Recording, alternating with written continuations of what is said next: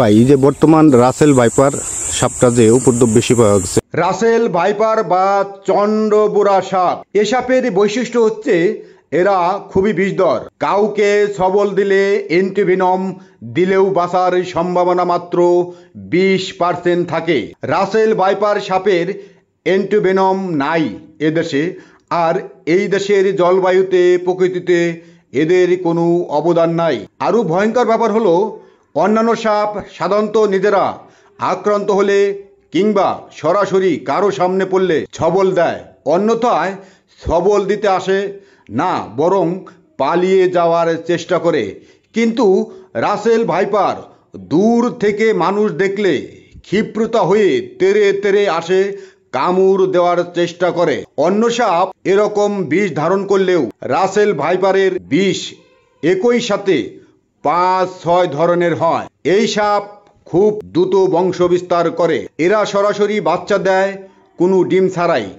একসাথে 50 থেকে 80টি পর্যন্ত বাচ্চা দিতে পারে এই সাপ। সম্প্রতি মানিকগঞ্জ, রাজশাহী, মাওয়া, শরীয়তপুর, ফরিদপুর, রাজবাড়ী, পদ্মার তীরবর্তী এলাকায় এই সাপের উপদ্রব বেড়েছে।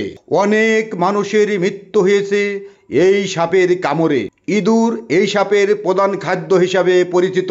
তাই যেসব বাসাবাড়িতে ক্ষেত খামারে ইঁদুর আছে তারা সকলেই সতর্ক থাকবেন। যেখানে ইঁদুরের উপদ্রব বেশি সেখানেই রাসেল ভাইপার সাপ সেখানেই থাকার সম্ভাবনা বেশি, কারণ ইঁদুর হচ্ছে রাসেল ভাইপার সাপের প্রধান ও প্রিয় খাদ্য।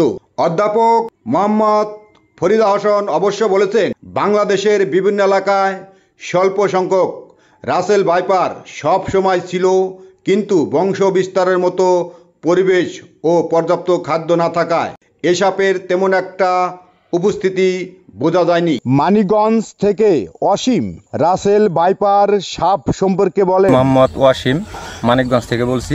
ভাই এই যে বর্তমান রাসেল ভাইপার সাপটা যে উপদ্রব বেশি পাওয়া গেছে, মানিকগঞ্জ সহ বিভিন্ন জেলা, ফরিদপুর, মানে মাগুরা, অনেক অসংখ্য, এই বিষয়ে আপনারা মানিকগঞ্জবাসী হিসাবে কি পদক্ষেপ বা কতটুকু কীভাবে জানেন? পদক্ষেপের ভিতরে আসলে বিষয়টা কি ভাই, প্রথমে হলো এই সাপটা আপনার হলো মানিকগঞ্জ সিঙ্গারে ঢুকেছে আমরা শুনেছি, আর তারপরে দেখা গেছে আপনার মানিকগঞ্জে হরিরামপুর থানায় কিছু লোকও এই সাপের কামড়ে মারা গেছে। কজন মারা গেছে? মোটামুটি 2-3 জনে পর্যন্ত মারা গেছে আমরা শুনেছি, এবং কি সাপ 2টা তারা ইতিমধ্যে মেরেও ফেলছে।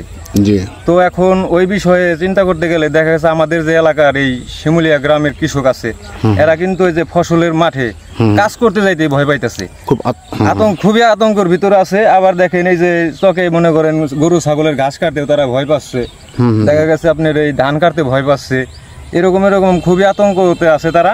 তো এর জন্য এই আমাদের এলাকার কৃষকরা বাংলাদেশ সরকারের কাছে দাবি করেছে যে ইতি তাড়াতাড়ি যদি আপনার এটা নিষ্কাশন না করা হয় তাহলে তারা খুবই চিন্তিতভাবে আছে। আচ্ছা, এখন একই জমিতে বছরে একাধিক ফসলের ফলানোর কারণে বাড়ছে, কারণ বছর জুড়ে ক্ষেত ফসল থাকায় ইঁদুরের সংখ্যা বাড়ছে। আর ইঁদুর বাড়ার সাথে সাথে সাপ পর্যাপ্ত খাদ্য পেতে শুরু করে এবং বংশ বিস্তারের জন্য যথাযথ পরিবেশ পেতে থাকে, বলেছেন মিস্টার আহসান। মানিকগঞ্জ থেকে কৃষক সোমেশ বলেন, যে বর্তমানে যে রাসেল ভাইপার সাপটা বিরাজ করছে মানিকগঞ্জ বা বিভিন্ন জেলায়, এই সাপ সম্পর্কে আপনারা জানেন? আপনারা কি সচেতনমূলক ব্যবহার করতেছেন? বা আমরা তো রয়েছি খুব সতর্ক করে, সুসতর্ক না? এই যে ধান কাটতেছেন, সব সতর্ক থাকবেন। বিশেষ করে যে ইঁদুর আছে না, ইঁদুর এখানে আপনার আবদ্ধ জায়গা এগুলো পরিষ্কার রাখবেন। আর ঘরের ইঁদুর থাকলে এটা যে কোনো কীটনাশক দিয়ে মারার চেষ্টা করবেন। আর রাসেল ভাইপার যে কোনো দেখলে এরা তেরে আসে, বুঝছেন? আমরা দেশি জাতীয় সাপ দেখছি, হয়তো আঘাত করলে কামড় দেবে, না হয় তারা পালিয়ে যাবে, কিন্তু এই সাপটা তেরে আসে, ক্ষিপ্রতা হয়ে তেরে আসে। এইভাবে সবাইকে সচেতন করবেন একটু। আচ্ছা, ধন্যবাদ।